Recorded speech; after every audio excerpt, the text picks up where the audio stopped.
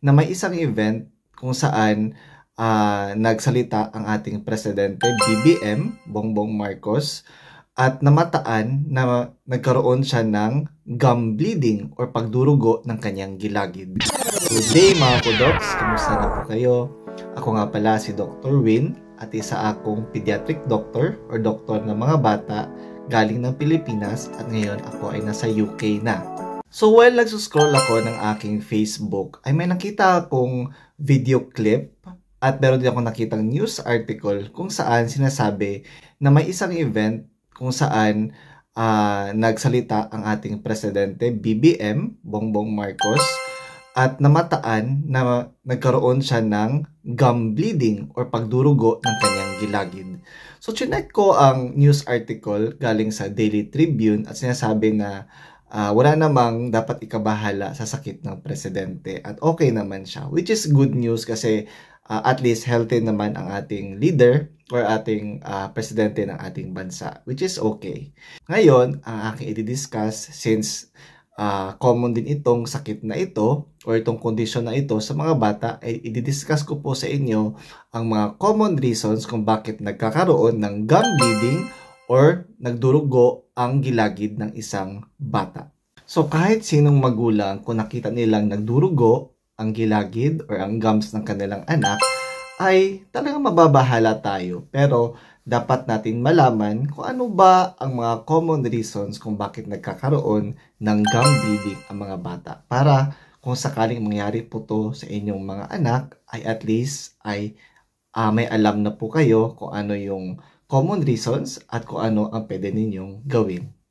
Isa sa pinaka-common reason kung bakit nagdurugo ang gilagid ng isang bata ay dahil sa poor oral hygiene or hindi pagsisipilyo or paggamit ng dental floss.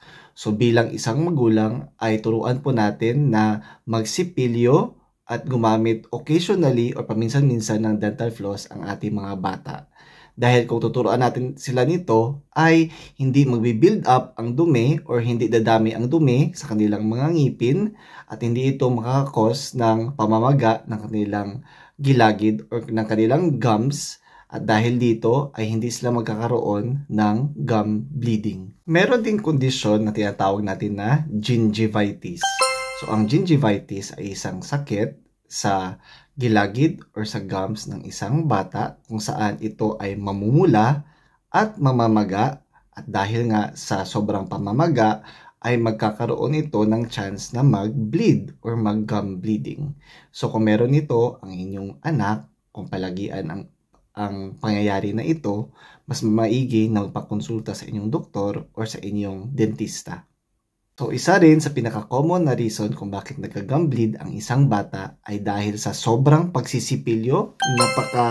Harsh natin magsipilyo paminsan-minsan, yan ay nakakakos ng gum bleeding at ang paggamit ng mga toothbrush na merong hard bristles. So, di ba sa label ng toothbrush natin meron yung soft, medium, or hard.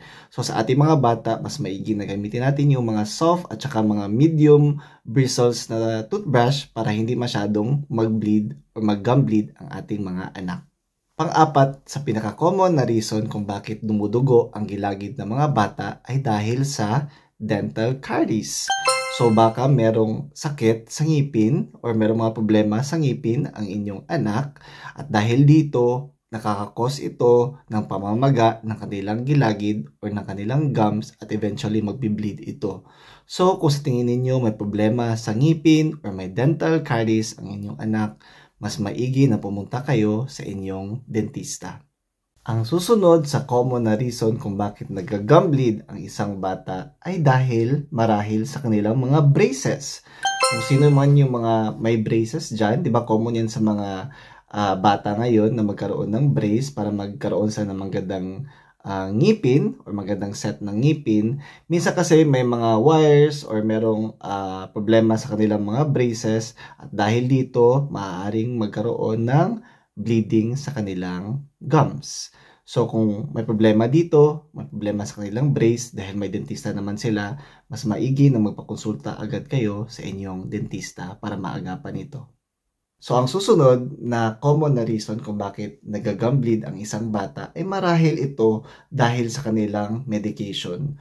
Kung sa tingin ninyo o nagdududa kayo na dahil sa gamot nila ang cause ng gum bleeding, mas mabuti na pumunta kayo sa inyong doktor para ma-advise kayo kung ano yung gagawin, or baka may need na i-modify ang gamot na ito. At in terms naman sa pagkukulang sa bitamina, so kung ang inyong mga bata ay kulang sa vitamin C at saka sa vitamin K, maaari din silang magkaroon ng frequent gum bleeding. So napaka-importante po talaga na i-build up po natin ang nutrisyon ng ating mga bata para maiwasan ang mga pagkukulang sa mga bitamina na ito. So maraming mga pagkain ang malusog or rich sa vitamin C at saka K. So maraming mga green leafy vegetables or yung kulay green na mga vegetables, at meron ding mga prutas na mayaman sa vitamin C at saka vitamin K. So maraming mga prutas ang rich in vitamin C. Tulad na lamang nito ay ang prutas na orange at iba pang mga citrus fruits. Susunod na common reason kung bakit nag-gum bleed ang mga bata or dumudugo ang kanilang gilagid ay marahil meron silang ongoing na throat or tonsil infection. So diba, kung may mga tonsillitis or may problema sa may infection sila tulad ng hand, foot, and mouth disease, so maaari din itong makakos ng gum bleeding. So kung meron silang mga sakit na ito at mag-gum bleed ang inyong mga anak, kung may pagdududa kayo, mas mabuting magpakonsulta agad kayo sa inyong doktor.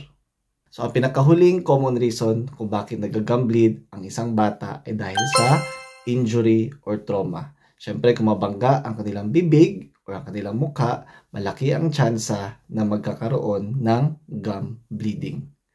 So sana may natutunan kayo sa video na ito, at kung may mga problema kayo sa kalusugan ng inyong anak, mas mabuti pa rin na magpakonsulta kayo sa inyong doktor.